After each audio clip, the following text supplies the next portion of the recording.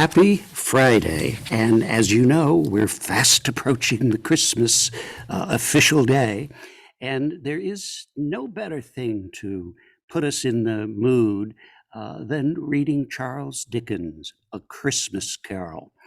And pursuant to that, I want to give you a vocabulary lesson, something I just learned. The story is broken into what are called staves, S-T-A-V-E. And a stave is simply an archaic form of the word staff, which is a stanza of a poem or song. And we could almost say chapter in terms of the reading that I'm doing today. But without any further ado, because it is a long story that I have foreshortened, and I'm going to do it in two pieces. The first half is going to be today. The second half will be on the 24th, which is just a week away. And now, for your delectation, my friends, A Christmas Carol by Charles Dickens. Stave 1. Marley's Ghost. Marley was dead, to begin with. Oh, there is no doubt whatever about that. The register of his burial was signed by the clergyman, the clerk, the undertaker, and the chief mourner. Old Marley was as dead as a doornail. Mind, I don't mean to say that I know of my own knowledge what there is particularly dead about a doornail. Now, I might have been inclined myself to regard a coffin nail as the deadest piece of ironmongery in the trade, but the wisdom of our ancestors is in the simile, and my unhallowed hand shall not disturb it, or the country's done for. You will therefore permit me to repeat emphatically that Morley was as dead as a doornail. Scrooge knew he was dead? Well, of course he did.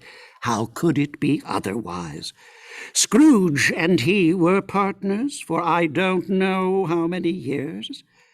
Scrooge was his sole executor, his sole administrator, his sole assign, his sole residuary legatee, his sole friend and sole mourner. The mention of Marley's funeral brings me back to the point I started from. There is no doubt that Marley was dead. This must be distinctly understood, or nothing wonderful can come of the story I am about to relate. But he was a tight-fisted hand at the grindstone, Scrooge. A squeezing, wrenching, grasping, scratching, clutching, covetous old sinner, hard and sharp as flint, from which no steel had ever struck out a generous fire, secret and self-contained, and solitary as an oyster. The cold within him froze his old features, nipped his pointed nose, shriveled his cheek, stiffened his gait, made his eyes red, his thin lips blue, and spoke out shrewdly in his grating voice. A frosty rime was on his head, and on his eyebrows, and his wiry chin. Nobody ever stopped him in the street to say with gladsome looks, "Oh, my dear Scrooge, how are you? When will you come to see me?" No beggars implored him to bestow a trifle. No children asked him what it was o'clock. No man or woman ever once in all his life inquired the way to such and such a place of Scrooge. Even the blind men's dogs appeared to know him, and when they saw him coming on, would tug at their owners into doorways and up courts, and then would wag their tails as though they said, "Oh, no eye at all is better than an evil eye, dark master." The door of Scrooge's counting-house was open, that he might keep his eye upon his clerk, who, in a dismal little cell beyond, a sort of tank, was copying letters. Scrooge had a very small fire, but the clerk's fire was so much smaller that it looked like one coal. But he couldn't replenish it, for Scrooge kept the coal box in his own room. "A Merry Christmas, Uncle, God save you!" cried a cheerful voice. It was the voice of Scrooge's nephew, who came upon him so quickly that this was the first intimation he had of his approach. "Bah!" said Scrooge. "Humbug!" He had so heated himself with rapid walking in the fog and frost, this nephew of Scrooge's, that he was all in a glow.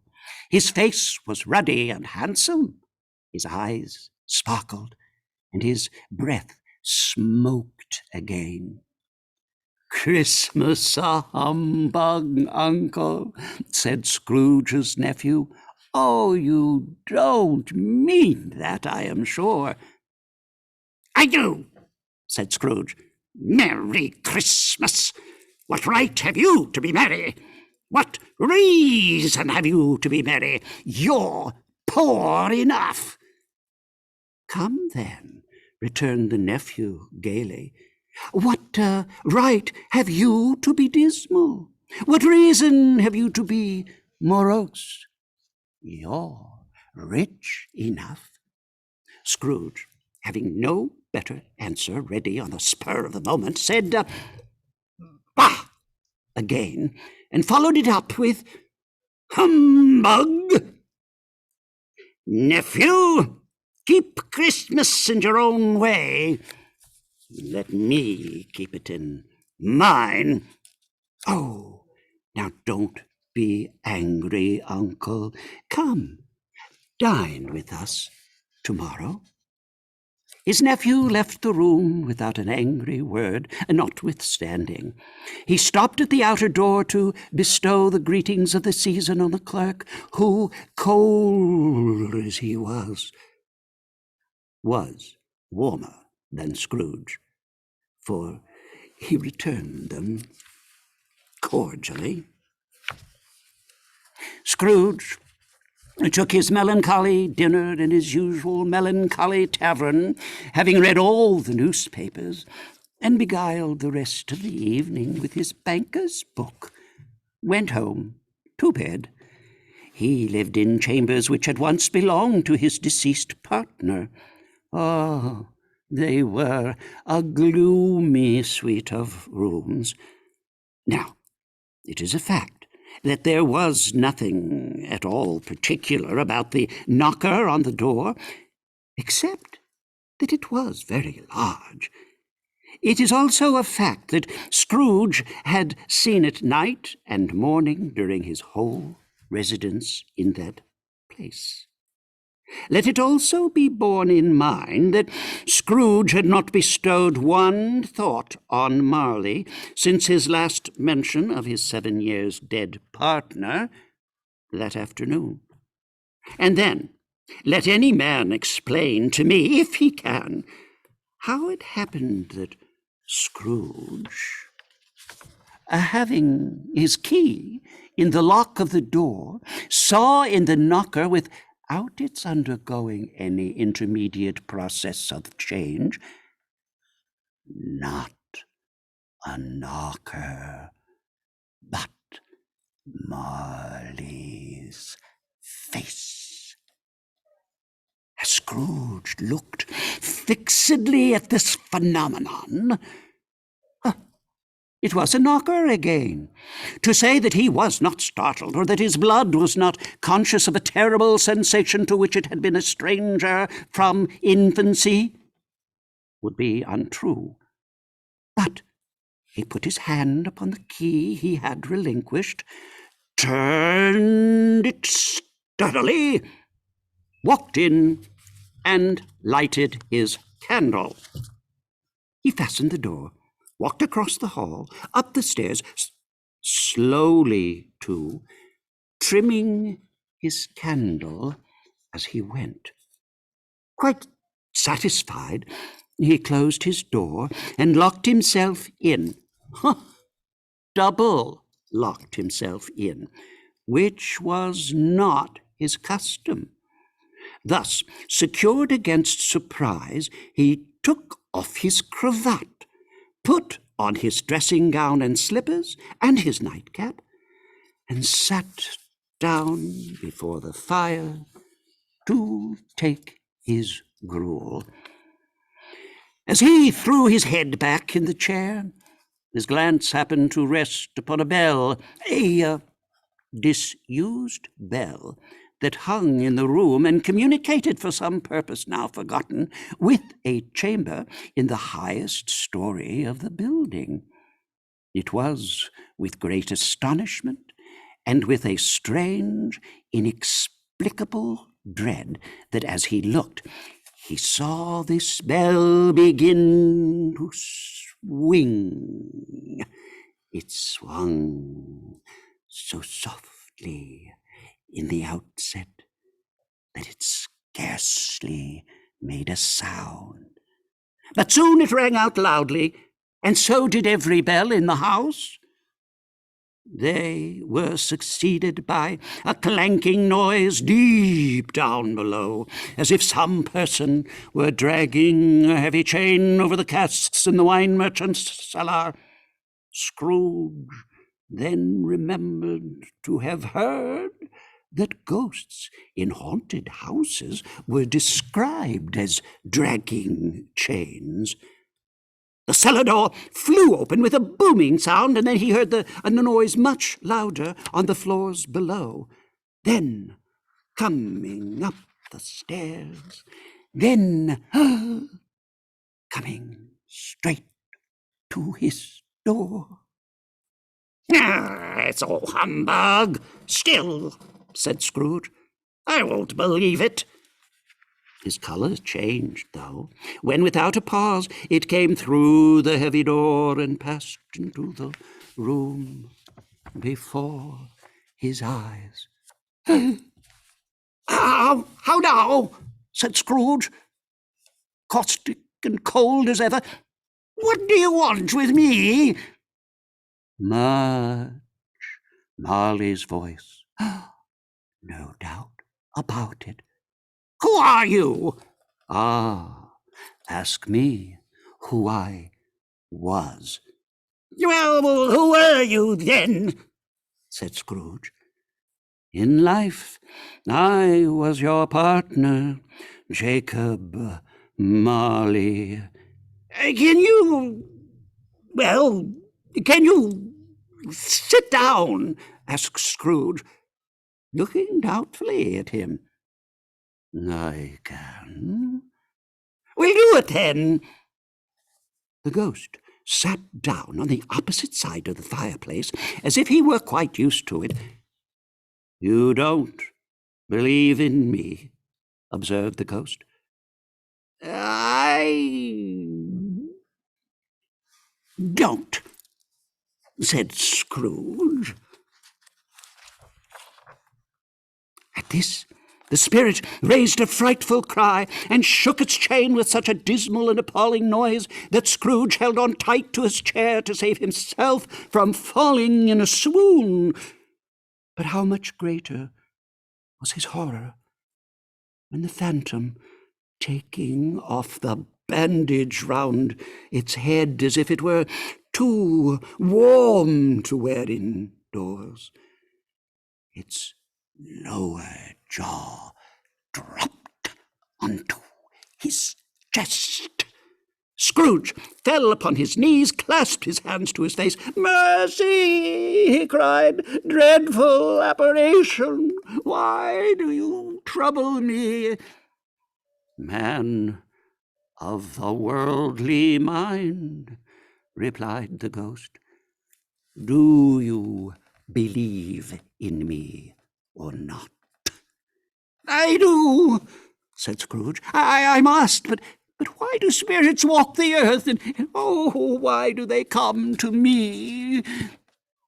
"It is required of every man," the ghost returned, "that the spirit within him should walk abroad among his fellow men, and travel far and wide.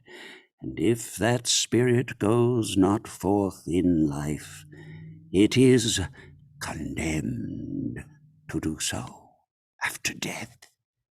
It is doomed to wander through the world. Oh, woe is me!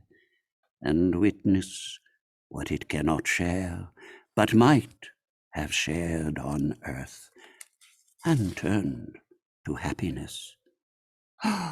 Again the spectre raised a cry, and shook its chain, and wrung its shadowy hands.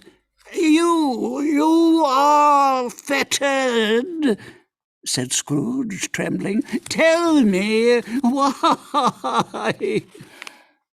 "I wear the chain I forged in life," replied the ghost. "I made it link by link, and yard by yard. I girded it on of my own free will, and of my own free will I wore it. Is its pattern strange to you?" Scrooge trembled more and more. "I cannot rest. I cannot stay. I cannot linger anywhere. My spirit never walked beyond our counting house. Mock me in life. My spirit never roved beyond the narrow limits of our money-changing hole, and weary journeys lie before me." "But you were always a good man of business, Jacob," faltered Scrooge. "Business!" cried the ghost, wringing its hands again. "Mankind was my business. The common welfare was my business. Charity, mercy, forbearance, and benevolence were all my business. The dealings of my trade were but a drop of water in the comprehensive ocean of my business. I am here tonight to warn you that you have yet a chance and hope of escaping my fate. A chance and hope of my procuring Ebenezer." "Oh, you were always a good friend to me," said Scrooge. "Thank you." "You will be haunted," resumed the ghost, "by 3 spirits." Scrooge's countenance fell almost as low as the ghost's had done. "Is that the chance and hope you mentioned, Jacob?" he demanded in a faltering voice. "It is." I think I'd rather not," said Scrooge. "Without their visits," said the ghost, "you cannot hope to shun the path I tread. Expect the first tomorrow, when the bell tolls 1. Expect the second on the next night at the same hour, the third upon the new night when the last stroke of 12 has ceased to vibrate. Look to see me no more, and look that, for your own sake, you remember what has passed between us. Stave 2, the first of the three spirits.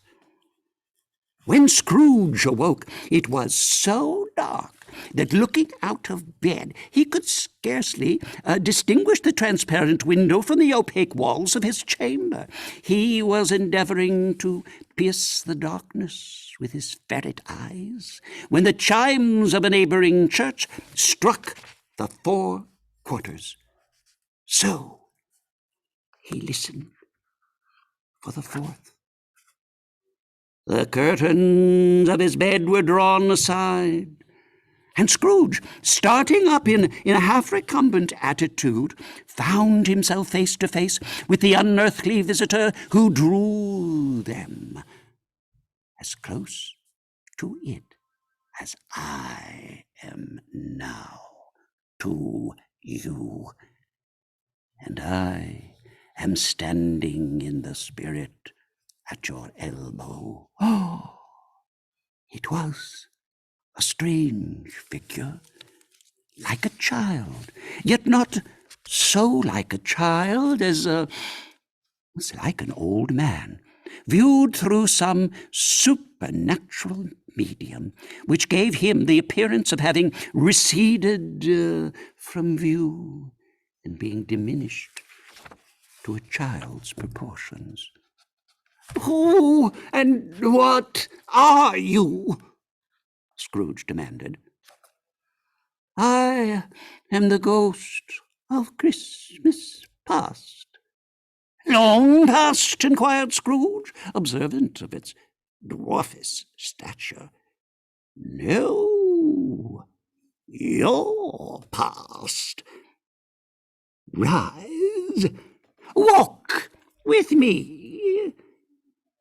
It would have been in vain for Scrooge to plead the weather and the hour were not adapted to pedestrian purposes, that, the bed was warm and the thermometer a long way below freezing, that he was clad but lightly in his slippers, dressing gown, nightcap, and he had a cold upon him at the time. The grasp, though gentle as a woman's hand, was not to be resisted.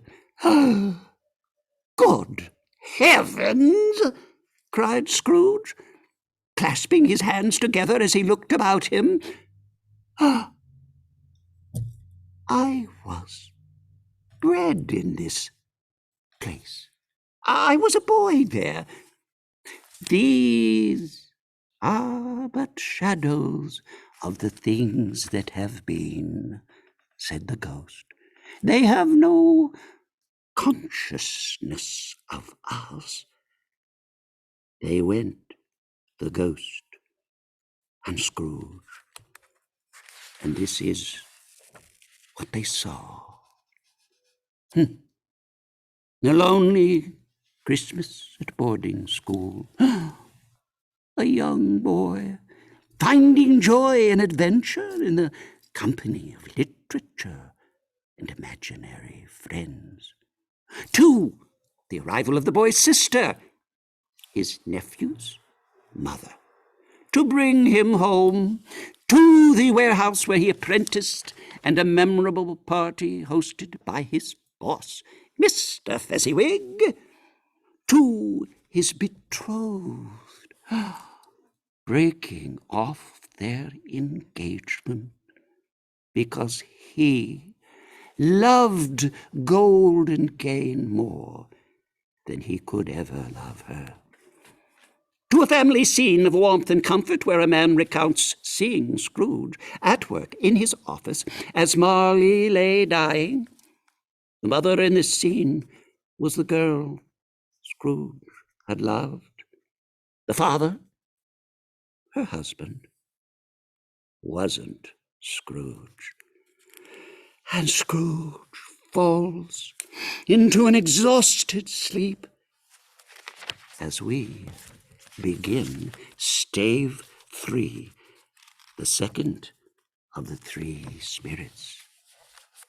Stave 3. Awaking in the middle of a prodigiously tough snore and sitting up in bed to get his thoughts together, Scrooge had no occasion to be told that the bell was again upon the stroke of 1. He felt that he was restored to consciousness in the right nick of time for the special purpose of holding a conference with the second messenger dispatched to him through Jacob Marley's intervention. But finding that he turned uncomfortably cold when he began to wonder which of his curtains this new spectre would draw back, he put them, every one, aside with his own hands, and lying down established a sharp lookout all around the bed, for he wished to challenge the spirit on the moment of its appearance, and did not wish to be taken by surprise and made nervous. Here is what he saw. "I am the ghost of Christmas present," said the spirit. "Look upon me." It was clothed in one simple deep green robe or mantle bordered with white fur. This garment hung so loosely on the figure that its capacious breast was bare, as if disdaining to be warded or concealed by any artifice. Its feet, observable beneath the ample folds of the garment, were also bare, and on its head it wore no other covering than a holly wreath set here and there with shining icicles. Its dark brown curls were long and free as its genial face, its sparkling eyes, its open hand and cheery voice, its unconstrained demeanor, and its joyful air. Girded round its middle was an antique scabbard. Oh, but no sword was in it, and the ancient sheath was eaten up by rust. "Spirit," said Scrooge submissively, "conduct me where you will. I went forth last night on compulsion, and I learnt a lesson which is working now. Tonight, if you have aught to teach me, let me profit by it." "Touch my robe!" Scrooge did he as he was told, and he held fast. The ride took him to London's Christmas streets, full of opulent taste, treats in the stores, bells ringing, feasts awaiting, on to Bob Cratchit's, a Scrooge, humble employee. Now Bob is returning home from the Christmas church service with Tiny Tim, his youngest son, perched on his shoulders, who he describes as being "as good as gold," said Bob, "and better." Somehow he gets thoughtful, sitting by himself so much. Thinks the strangest things you ever heard. Now he told me, coming home, that he hoped the people saw him in the church, because he was a cripple, and it might be pleasant to them to remember on Christmas Day who made lame beggars walk and blind men see. Bob's voice was tremulous when he told them this, and trembled more when he said that Tiny Tim was growing strong and hearty. Such a feast! The goose, the stuffing, applesauce, mashed potatoes, and then the pudding. Then all the Cratchit family drew round the house in what Bob Cratchit called a circle, well, meaning half a one, Then Bob proposed, "A Merry Christmas to us all, my dears. God bless us." Which all the family re-echoed. "God bless us, everyone," said Tiny Tim, the last of all. He sat very close to his father's side, upon his little stool. Bob held his withered little hand in his, as if he loved the child and wished to keep him by his side, and dreaded that he might be taken from him. "Oh, Spirit," said Scrooge, with an interest he had never felt before. "Oh, tell me if Tiny Tim will live." "I see a vacant seat," replied the ghost, "in the poor chimney corner, and a crutch without an owner, carefully preserved. If these shadows remain unaltered by the future, the child will die." And then to the moors, where miners celebrated, and then to a lighthouse, and then to a ship, and then to a scene of merriment, following Scrooge's nephew and family, where the nephews visit earlier in the day had been recounted. The consequences of taking a dislike to us and not making merry with us is, as I think, that he loses some pleasant moments, which could do him no harm. I'm sure he loses pleasanter companions than he can find in his own thoughts, either in his mouldy old office or his dusty chambers. I mean to give him the same chance every year, whether he likes it or not, for I pity him. Oh, he may rail at Christmas till he dies, but he can't help thinking better of it. I defy him if he finds me going there in good temper year after year and saying, "Uncle Scrooge, how are you?" It only puts him in the vein to leave his poor clerk £50. Well, you know, that's something.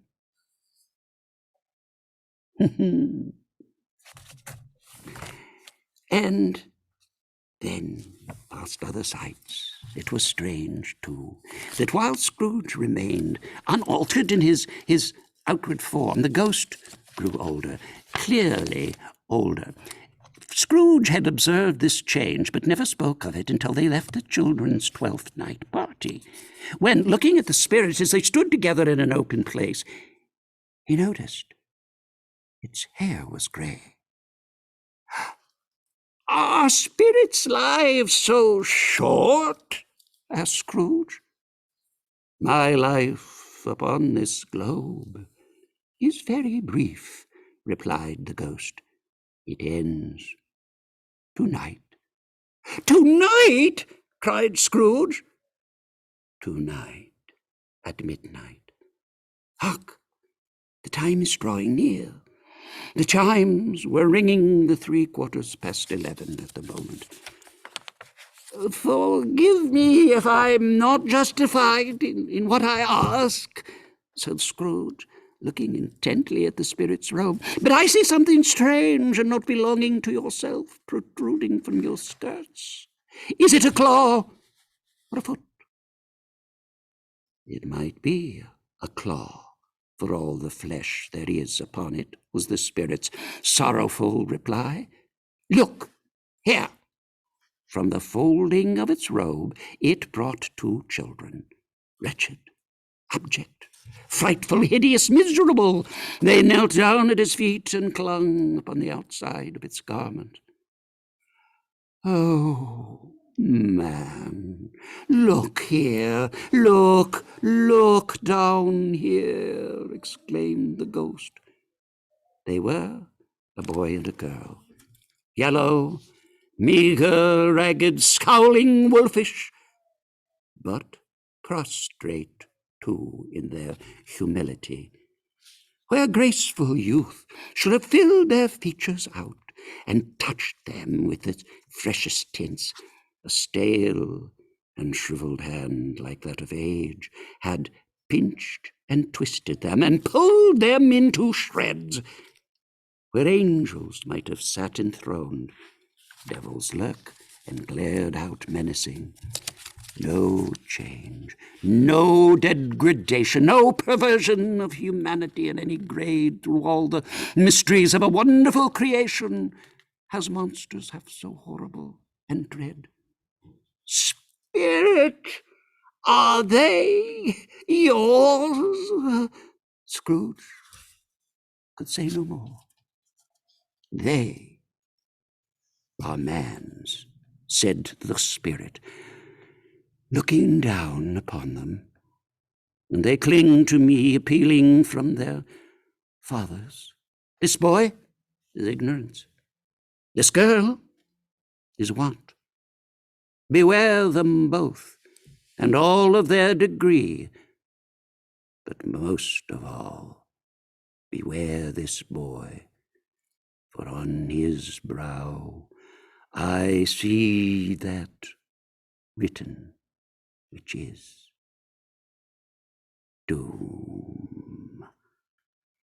Unless the writing be erased. Deny it, cried the spirit, stretching out its hand toward the city. Slander those who tell it, ye admit it for your factious purposes, and make it worse, and bide the end. The bell struck 12. Scrooge looked about him for the ghost, and saw it not.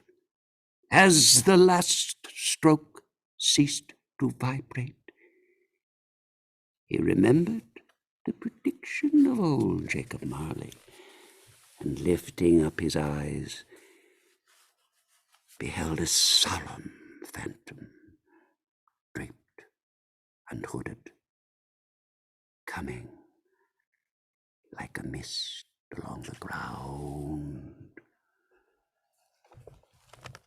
toward him. That phantom is coming toward us on the 24th. Bide with me and find out what he has to